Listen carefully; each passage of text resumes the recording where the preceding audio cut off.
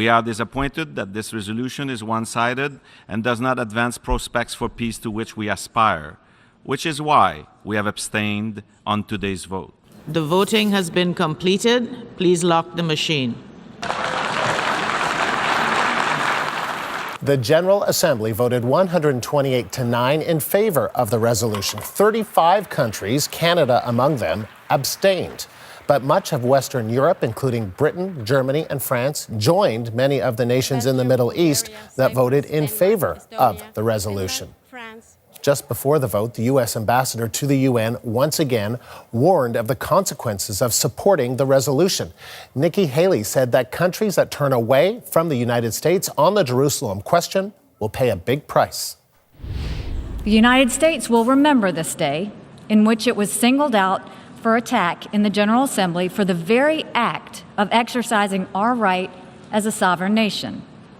We will remember it when we are called upon to once again make the world's largest contribution to the United Nations.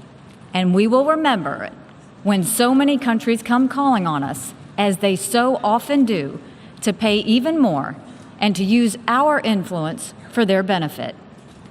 America will put our embassy in Jerusalem. That is what the American people want us to do. And it is the right thing to do. No vote in the United Nations will make any difference on that. But this vote will make a difference on how Americans look at the UN and on how we look at countries who disrespect us in the UN. And this vote will be remembered. Thank you. Nikki Haley may be trying to close the book on the Jerusalem debate, but that is far easier said than done. The CBC's Ellen Morrow has the story from Washington. So, Ellen, what's been the U.S. reaction to the vote?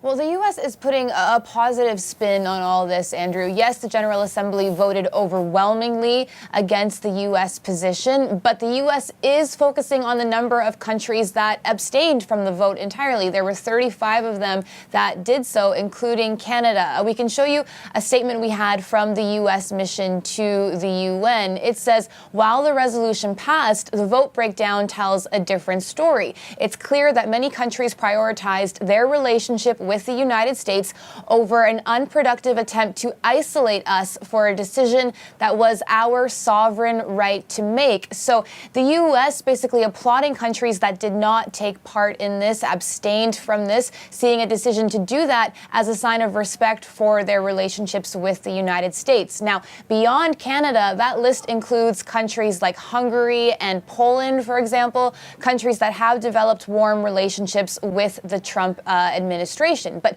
even though the administration is trying to focus on that, there's no denying this is a defeat, albeit an expected one, for the United States, with most of the world condemning its position on Jerusalem and moving its embassy there. Now, there was certainly a lot of tension leading up to the vote. Take us through that. That's right. We had a lot of tough talk from the Trump administration. We had that very strong language from Nikki Haley that you just played. She also previously said the U.S. would be taking names of whoever voted for this motion. And of course, yesterday, we heard President Trump speak about this as well, threatening to cut aid to any countries that supported this resolution. Now, it's very unclear that that would actually happen, because that would mean cutting aid to a whole lot of strategic allies who simply don't agree with the U.S. position on Jerusalem. But what this is an example of, Andrew, is the Trump administration, again, making itself an outlier, moving away from some of its traditional allies on the world stage. Ellen, thank you. That is the CBC's Ellen Morrow in Washington. So, as we mentioned, Canada abstained from the vote. And for a closer look at that decision, we're joined now from Ottawa by the CBC's Evan Dyer. And Evan, what's interesting is that you pointed out to me was that while the U.S. is spinning those abstentions, the 35 countries that abstained, as a win for them, Canada abstaining could be considered a loss. Yeah. That's right, because although Canada has abstained, I think once perhaps in the last year on the Middle East motions, it generally votes against them. And it's taken that position because under the Harper government, Canada decided that Israel was being criticized too often at the UN. It was being singled out, as Stephen Harper used to put it, for criticism in an unfair way, and that there was an automatic voting bloc against it. And so Canada, as a point of principle to reject that frequency of motions against Israel, would not simply abstain, but vote against them. And so we've seen a history now for several years of Canada voting against almost any Middle East motion, including some that simply sort of reiterate what are official positions of Canada.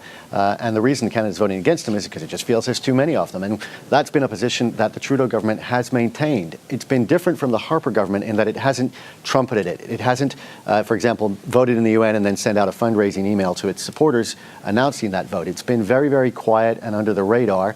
And this is perhaps one of the reasons why the Liberal Party has been able to sort of walk this line without alienating either its Jewish voters or its Arab and Muslim voters. And it does quite well in both of those communities in Canada, in spite of its voting record. I think it really sort of has not been very widely noticed. But today's vote being so public and so clearly on an issue where Canada's official position has always been the same. The position on Jerusalem has not changed for a very, very long time in Canadian policy, was forced to really stand by its own position. And that was how it was explained today by Marc-André Blanchard, Canada's permanent representative. Let's listen to him. Canada continues to support building the conditions necessary for the parties to find a peaceful solution. We are disappointed that this resolution is one-sided and does not advance prospects for peace to which we aspire, which is why we have abstained on today's vote.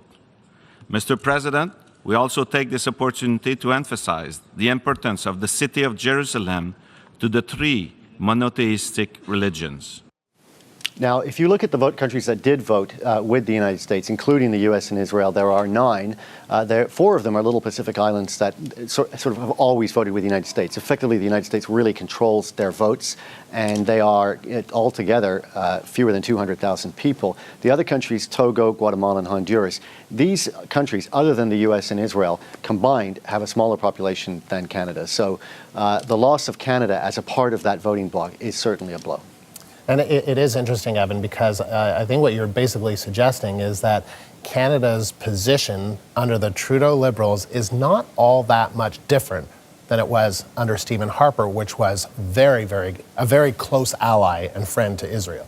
It has been extremely similar. I mean, really, it has essentially followed the Harper voting line at the UN to the letter, almost. The only thing that's really changing here on this vote is that this is a very, very public issue where everybody's being called on the carpet and being forced to stand by what are their official positions, because the issue has now become so sensitive because of the Trump administration's move, and Canada, this was just a bridge too far for Canada. Do you think, Evan, my final question to you is that by abstaining, the U.S. is basically saying to those who have abstained, we won't punish you? Well, you know, there's a question about whether these threats are effective. I mean, we see a lot of countries chose to stay away. In addition to those who abstained, for example, Ukraine and Georgia stayed away. Why? Well, they're in a conflict, you know, in one case, an armed conflict with Russia, and they depend heavily on the United States for its diplomatic aid, military aid, and so on. And they just don't want to be caught in this dilemma where they're forced to either back their own official policies or back the U.S. and appear to do so under a threat, which makes it harder for countries that would like to be on side with the U.S. to be that way. It appears that you're sacrificing your own sovereignty. So I think what we saw today is that the U.S. trying to argue that abstentions are better than yes votes. Well, I suppose they are better than that. But this is not countries rushing to the U.S.'s side. This is countries that wish this had never happened.